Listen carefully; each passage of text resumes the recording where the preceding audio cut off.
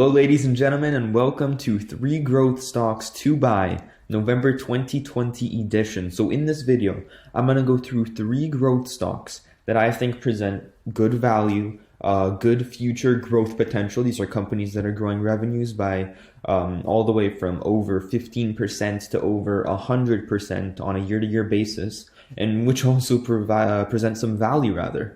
This isn't like those Zooms or those Shopifys that are at very, very lofty valuations. These are companies that, believe it or not, are actually showing some kind of value, which is very, very hard to find in this market, especially for these high-growing companies. We have been showing some weakness in the market as of late. This week, in general, hasn't been too good. On Monday, we've had a 600-point drop in the Dow. On Tuesday, an almost 250-point drop in the Dow. And just yesterday, we had almost a 1,000-point drop in the Dow. We have had a bit of recovery today. All indices are up around 1 or 2%. But either way, we have been showing a lot of weakness. This is due to a lot of catalysts like the third wave, possible shutdown, things like the election, lack of stimulus. They're all kind of combining together and really showing some weakness, which is quite a relief because we have been seeing some just very lofty valuations. So it's good to see some of these stocks come down, at least in the short term here. So if you are new here, make sure to hit that subscribe button and to hit the like button. It really helps the channel out and helps motivate me to make new videos. And if you have any companies, any ticker symbols that you want me to look at, make sure to drop them down in the comment section down below, and I'll make sure to get back to you as soon as you post.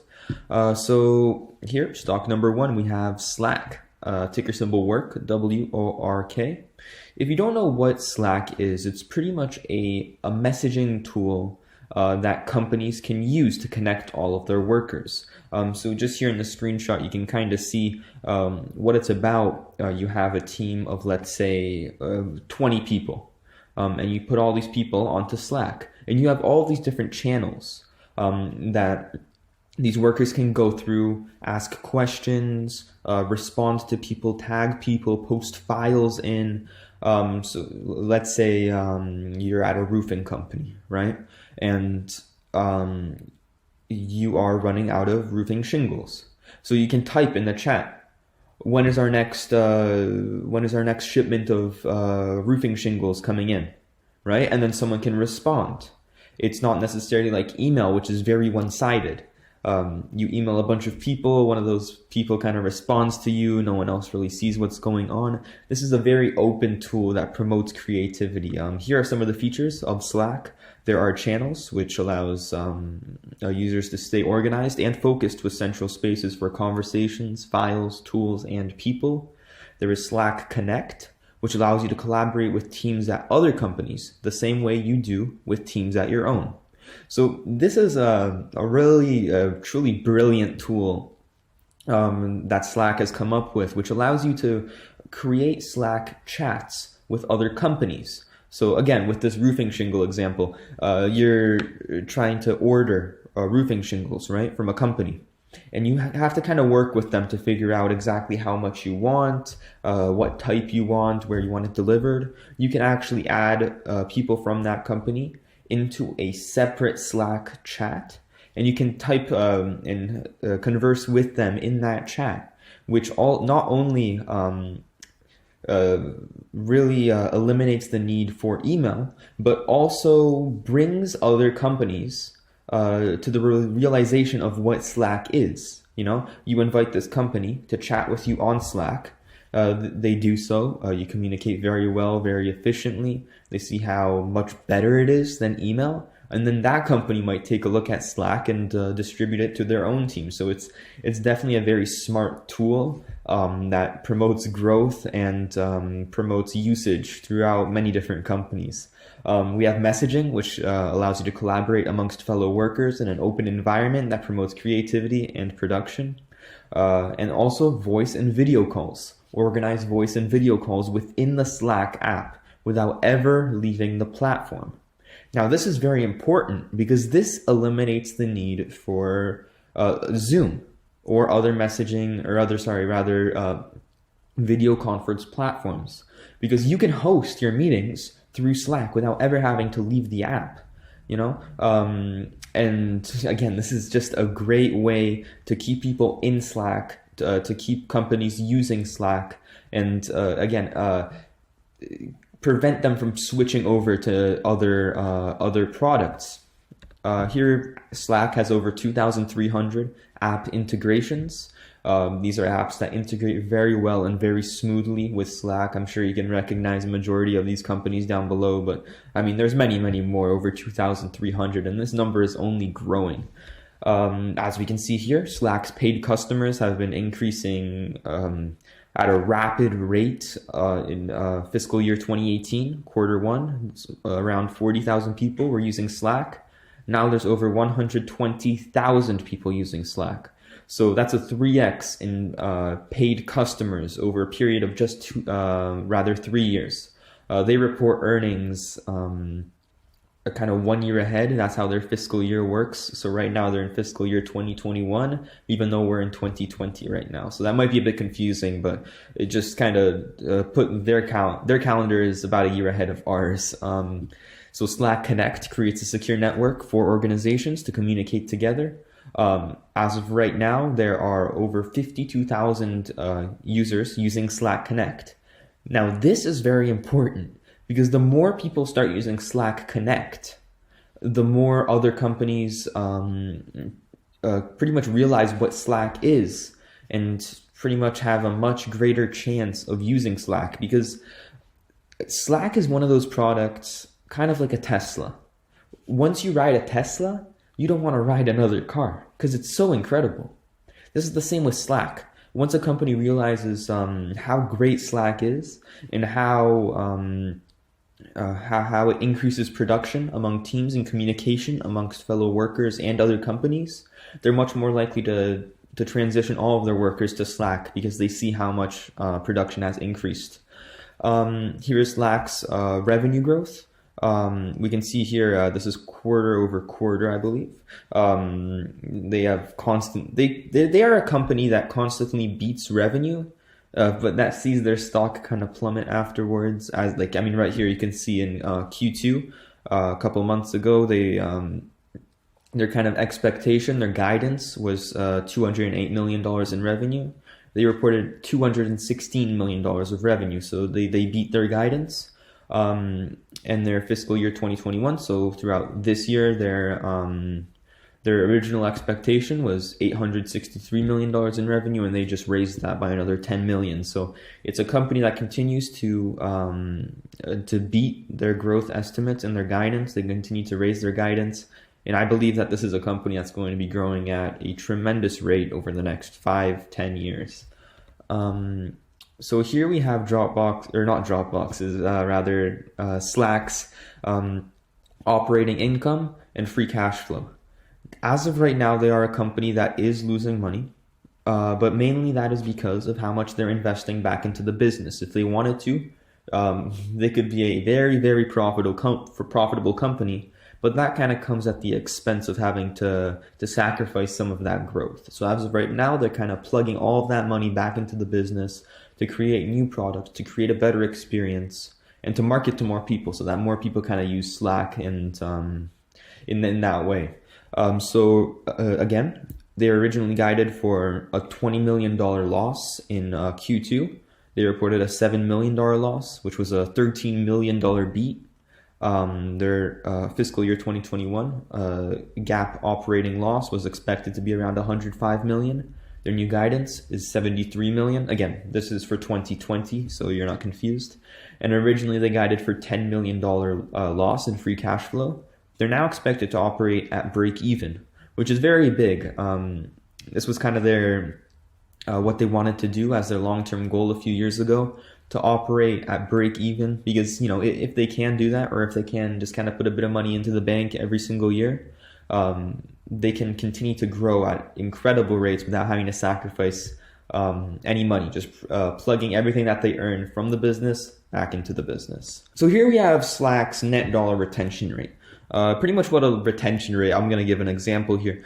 If the retention rate is at $100, for every dollar that they earn from each customer, they're going to retain that for next year, and that customer is going to spend that dollar next year as well. In Slack's case, that number is well over 100%. It's at 125%. So for every dollar a customer spends, the following year, they're going to spend $1.25.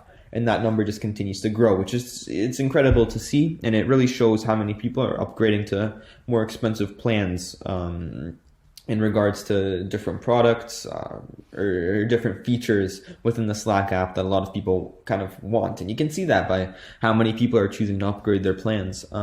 Here we can see all the companies that Slack is partnered with, that use Slack rather. These are all, like, some of these companies are multi-$100 billion market cap companies. I mean, we have Stripe, Peloton, Unity, Shopify, the United States Office of Personnel Management. Many companies, and this kind of speaks to how good Slack's product really is. If you've got these companies worth many billions of dollars using Slack, it really goes to show how good their product is. Here we have a news headline that I put in. This was from June. Amazon licenses Slack for all employees while Slack adopts Amazon Web Services video calling tech. Amazon and Slack are partnering together. They're working again, this speaks to how good Slack's product is. Amazon is distributing Slack or licensing Slack for all employees, for all tens of millions of employees that work for Amazon. That's just incredible. And Slack is using Amazon Web Services tech for video calling, which they would have done anyways. It is going to show. I mean, the fact that Slack and Amazon are working together just goes to show how good of a company Slack is, how good of a product they have, and how incredible their product is going to continue to grow, in the future. Their balance sheet, again, this is an incredible balance sheet. You do not see balance sheets like this every day. I'm going to be honest with you guys. As of July 31st of 2020, Slack has $1.7 billion in just cash in the bank that they can pull out whenever they want, use it on whatever they want. Just incredible. Over 1.7 billion in just money they can access whenever they want. In current liabilities, they only have 518 million, so they can pay all that off and still have well over $1 billion. So again, there's no issues regarding this balance sheet. I think it's completely fine. I think it's incredible. And again, it's going to open up room to make possible acquisitions in the future. As of right now, analysts expect Slack to grow over 39.2% this year and over 28.5% next year. I think they're wrong. I want to be honest with you guys. I think they're wrong. I think Slack is going to have over 40% growth this year and well over 30% growth next year. I think that Slack is going to be a company that's growing over 30% revenue for as far as the eye can see, 3 to 5 years at least, in my opinion. And I think next year they could very well hit 35% revenue growth if they execute well. And I think certain quarters could even hit that 40% number. I'm just throwing that out there. We'll see how things shake out, but I really do think that Slack is going to be growing well over 30% for as far as the eye can see, pretty much. One of the biggest risk catalysts to Slack is the competition with Microsoft Teams. This is kind of one of those things that has stopped the stock from just shooting up very, very high. The thought that Microsoft Teams will take Slack out of business. In my opinion, I think the two can be their own product. And I think that they will be able to pretty much coexist in the future. I don't think Microsoft Teams will take Slack out just because of how good Slack's product is. Everyone I have spoke to that uses Slack says Slack is a lot better. And I mean a lot better. To the point where if someone had to choose Microsoft Teams or Slack, they choose Slack, no brainer. The only thing with Microsoft Teams is that they bundle Microsoft Teams with their other packages. Things like Microsoft Office, if you have a subscription to that, you automatically get Microsoft Teams for free. So the question now is Microsoft Teams good enough for some people? Which, I mean, it is for certain people. But there are a lot of people, a majority, I believe, that don't use Microsoft Office. So in that case, they're going to choose Slack as a no-brainer, just because of how good their product is. I have spoken to a lot of people, design engineers, coders, and they're all saying that Slack is at least 3 years ahead of Microsoft in terms of their product.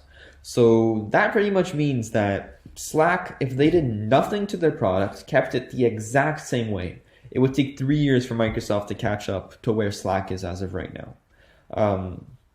I think Slack is going to continue to innovate, continue to push out better products. Again, with this new partnership with Amazon Web Services, it just shows how strong their product is and how good it will be getting in the future. I think the two will coexist together just because of how big this market is going to get. This email is a very outdated system, and I think it is due for change. And I think this is that next wave of change that's going to kind of push out email and bring in a new way of productivity, of creativity, of collaboration. Slack, they IPO'd back in June of 2019, so a year and a half ago, about there. And I mean, it's below the IPO price. Right now, Slack's at around $26.50, right around there, at around a price to sales of 20. So I mean, you got to kind of think about it. Their market cap's 15 billion. The price to sales is 20. But I believe that in the future, they will be able to recognize half of their revenue as pure profit, just because of how profitable this business of theirs is, and again, how much is going to grow in the future. And again, once they transition into more of a value company, which will happen to pretty much any company in the future, I believe that they will pretty much recognize 50% of this revenue as pure profit. So if they make $10 billion 10 years from now, I think pretty much 3 to 5 billion will be recognized in just pure profit. So in this case, if we assume that Dropbox turned into a value company tomorrow and recognized half of their profit, Slack would be trading at a 40 price to earnings, which is very, very reasonable. Very reasonable, I'll tell you that. And if we take next year's earnings, then, that's even cheaper. That's closer to a 30 forward PE. And again, I am gonna go on a whim and say I think Slack is probably the best stock that is a best beneficiary of COVID-19 to buy as of this moment in time, just because of where their valuation sits, because of how COVID is benefiting their business, their growth potential in the future. And I mean, the fact that it's much cheaper than a lot of their peers. Again, I think Slack under $25 is good to kind of just start nibbling, buying on those red days. And if it ever got to those low 20s, I would build a big position in Slack. I really like the company. I think they're poised for big growth. It's, in my opinion, a very safe stock. I really like it, to be honest. And again, if you have any opinion on this, please let me know in the comments section. So next up here we have stock number 2, Lemonade stock, ticker symbol LMND. If you don't know what Lemonade is, it's pretty much a insurance company revolutionizing the insurance industry with things such as artificial intelligence and a business model that we haven't really seen in the industry ever before. Pretty much how their business works. They reverse the traditional business model, or rather the traditional insurance model. We treat the premiums you pay as if it's your money, not ours. With Lemonade, everything is simple and transparent. We take a flat fee, pay claims super fast, and give back what's left to causes you care about. This pretty much gets rid of that conflicting relationship between the insurance company and the individual. By allowing any premiums that aren't paid to go to charity instead of going back to the insurance company is less incentivized not to pay claims.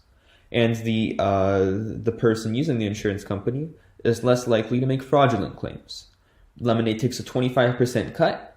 The other 75% are used to pay premiums, and anything left from that 75% is then paid to charities that people choose. Now, Lemonade uses artificial intelligence pretty much everywhere. It takes around 90 seconds to get insured, 3 minutes to get paid, and Lemonade takes about 100 to 200 more data points than a traditional insurance company does. They also don't have to hire people. They don't have to hire as many people than other insurance companies because everything is done through artificial intelligence. As more people use this artificial intelligence, it gets smarter, and it's better at identifying individuals who may need higher rates. Here is Lemonade's gross loss ratio. You can see it's been on a large decline since pretty much Lemonade has opened its doors. You can see that as more people use Lemonade, the artificial intelligence gets smarter and the gross loss ratio goes down. If you don't know what the gross loss ratio is, pretty much it is the percentage of premiums that Lemonade has to pay out in claims. In claims. So pretty much when their gross loss ratio was at 166%, every dollar that they earned in premium, they had to pay $1.66 out, which is not a good number. They're losing a lot of money back then. Now it's at 67%. So for every dollar paid in premiums, they have to pay 67 cents back in claims. Now the industry average is around a little over 50. So again, as this continues to go down, or as more people use Lemonade, the artificial intelligence will get smarter and the gross loss ratio will continue to decline in the future. Lemonade has 3 different types of insurance: renter's insurance, homeowner's insurance, and pet insurance. As of right now, they're focusing on these 3 categories, but they have said they're open to adding more categories into the future as they continue to grow throughout other countries. Right now, they're available in most states in the United States, and I believe in the United Kingdom. But again, they're expanding to other places very quickly. France is next on their target in Europe, which should be Lemonade should be available in France sometime within next year, which is again very exciting. Lemonade targets pretty much millennials as their main age groups. You can see here 63% of Lemonade users are from the age of 25 to 34. So millennials, 76.5% male, 23.5% female. That's not as important. What right now is important is that they're targeting 25 to 34-year-olds. This is why renter's insurance is such a big thing for Lemonade, because most of these people are renting out certain apartments or homes. And from that, they're picking out renter's insurance, right? But here is pretty much Lemonade's plan. As of right now, a majority of their customers are at the bottom of this hill. They are renters who need renting insurance. But as these individuals continue to get older and progress throughout life, they're going to need more expensive insurance plans. They're going to need homeowners insurance. They're going to need health insurance, which I mean, some already have, but they're going to need health insurance. They're going to need car insurance. They're going to get bigger homes, so they're going to need more home insurance. You can see how this goes. They have to pay more money as they progress in life because of the things that because of how they progress financially. And again, you can kind of see this with this chart here. They start off as renters and they kind of move to condos. They get married, they get a car, they need auto insurance, they have children, they get a home, they need home insurance. It kind of grows like this. More insurance is needed, more expensive insurance is needed, which kind of will be shown within the next 5-10 years for insurance, or for Lemonade rather. But this is something that will really show up over the next 20 plus years. As of right now, Lemonade is making around $25-30 million each quarter, growing substantially. They are currently unprofitable. I mean, you can see by this graph by a pretty substantial amount. But you also have to think that Lemonade is a smaller company as of right now, and that they're investing everything they can back into the business to reach more people, to expand, to make the product better, things along those lines. Here is something that's happening to Lemonade's revenue. They are changing the way that they pretty much report their revenue and their gross margins. They're going to have their revenue they're going to count less of it as revenue, but then that's going to make their margins increase. It really doesn't make an impact on the business, just on how they report it. It's kind of weird, because all they're doing is pretty much how normally they'd report pretty much. Let's use an example here. They have $10 in revenue and they earn $1 in pretty much net profit. That would make their margin at 10%. But then if they still earn that $10, but they say, no, we earned $5 in revenue, but they still earn that $1 in profit. Now their gross margin's gone up to 20%, even though it's just the same amount. So pretty much this means nothing for the business just by how they report it. It shouldn't really be that big of a deal going forwards. Lemonade is currently trading at around $47 and some change at a $2.7 billion market cap, which puts their price to sales at 27, which again, that is rich. That is a rich valuation. But you also have to think that as Lemonade continues to grow, these guys could be one of the biggest insurance companies in the world, just because of how their insurance business model is structured, how it differs from other insurance companies, and the fact that no insurance company owns over 5% of the market, which is incredible because some of these companies have multi-hundred billion dollar market caps, yet none of them own 5% of the insurance company. So think about if Lemonade can even just grab a few percentage points, or what if they become as big of an insurance company as some of those other guys? They don't really have that challenge of finding that market share because it really is diversified between so many other companies. My buy targets for Lemonade, I think under $50, which is where it is right now. It's okay value. It's at a lofty valuation. If it goes under 40, I think that's good value. If it went under 30, I think that's great value at that point. Under 30, I would put the market cap well under $2 billion, which is kind of where I think it should be as of right now. It's pricing a lot of growth. I mean, I believe it should be pricing in a lot of growth just because of how big this company's opportunity is in the future if they do execute. I think the management team behind this company is absolutely incredible, and I think this company is going to thrive in the future. I think that this is a company that you kind of just have to nibble into on every red day. Just put in a bit of money into the stock as it continues to go down, and then it's kind of like a filing cabinet stock. You can't look at it every day. You just put it into the filing cabinet and let it do its thing. Because if this company executes, this could be a well over $50 billion market cap company in the future. Again, I don't really know any revenue numbers because I don't predict that far out. But again, over the next 5 to 10 years, this could very well become one of the biggest insurance companies in the world. All they have to do is execute. Stock number 3 here, we have Dropbox stock, ticker symbol DBX.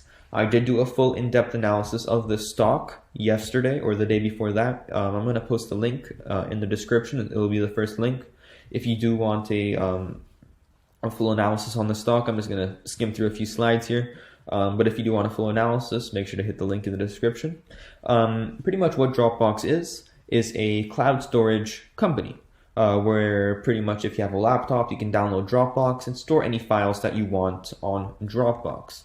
They have over 600 million registered users, over 550 billion pieces of content, 15 million paying users, and 80% of their subscribers use Dropbox for work, which is great because if you're using a product for work, you're much less likely to switch to a different product. These are the growth drivers for Dropbox. They have over 600 million registered users. Out of those 600 million, over 350 million are potential high-value targets, which are pretty much people who have a large probability of switching over to a paid plan. So all Dropbox has to do is drive registered users to become paying users on individual and team plans. Out of those 350 million potential high-value targets, 15 million are already paying users. So pretty much what Dropbox has to do with those users is pretty much upsell. Prompt existing paying users to upgrade to premium plans or purchase additional licenses. On the corner, we have Innovate.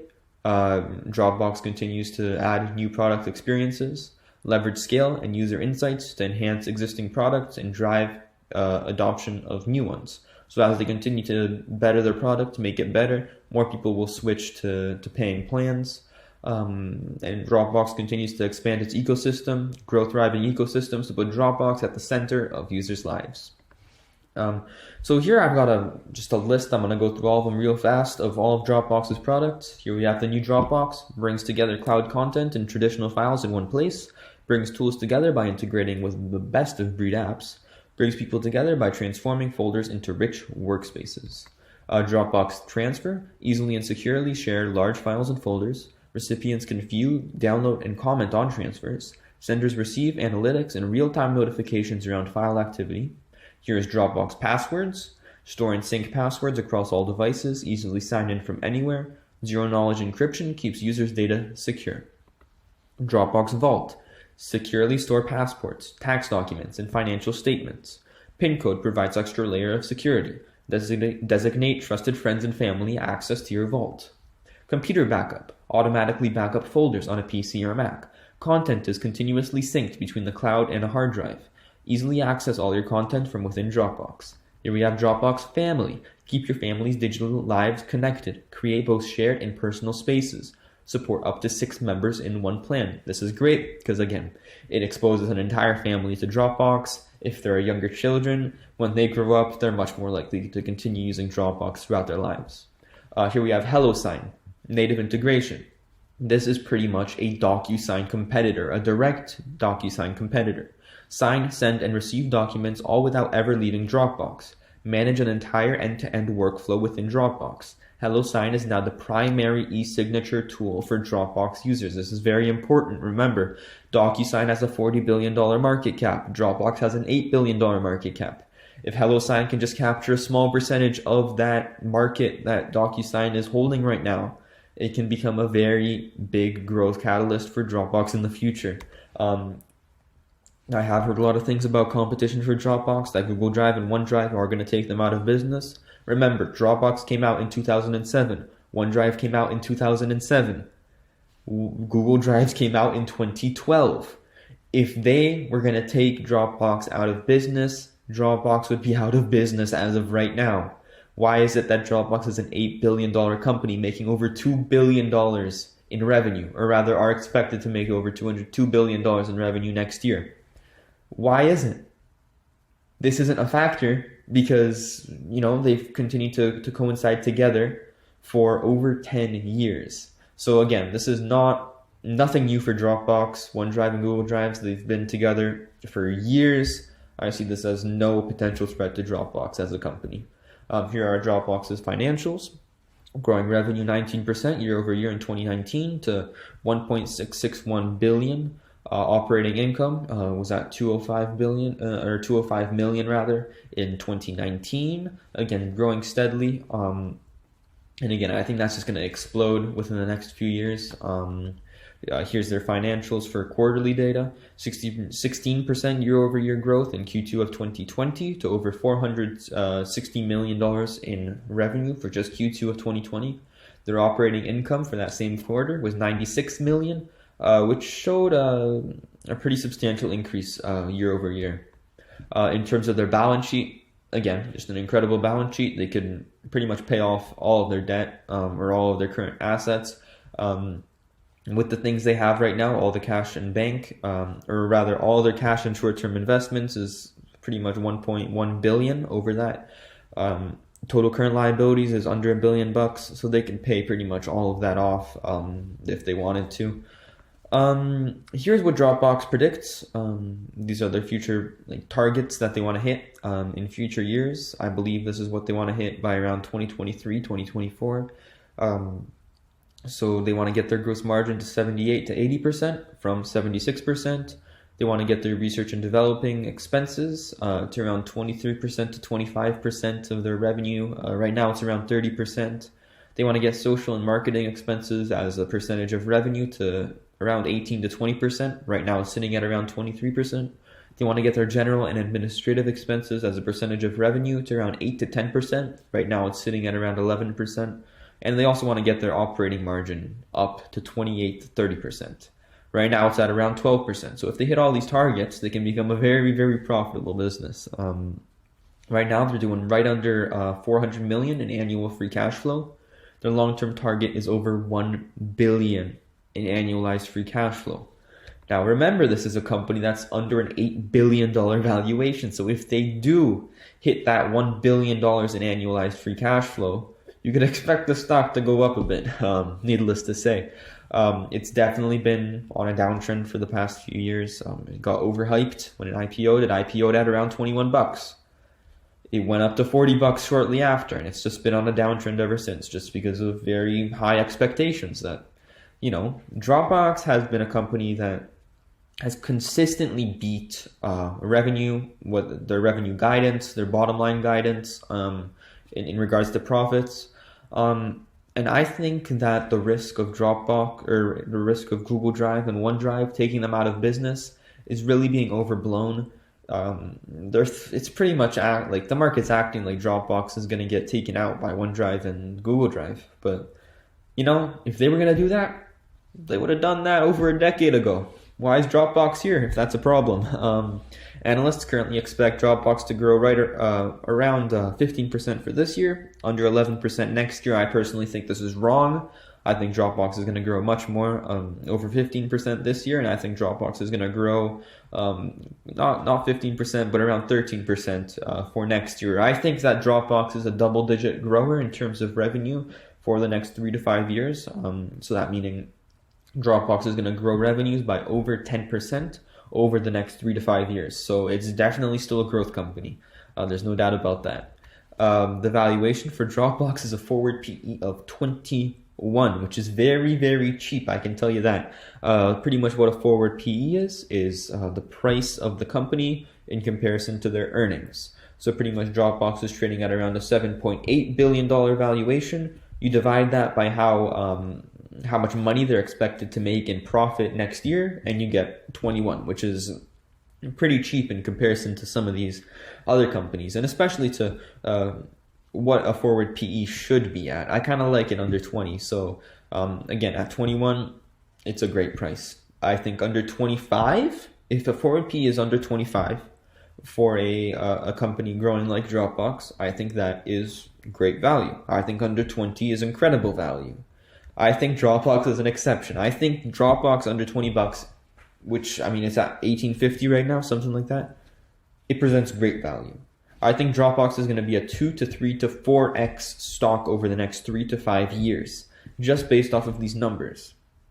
If they can execute, I think this thing could 4x. I really do.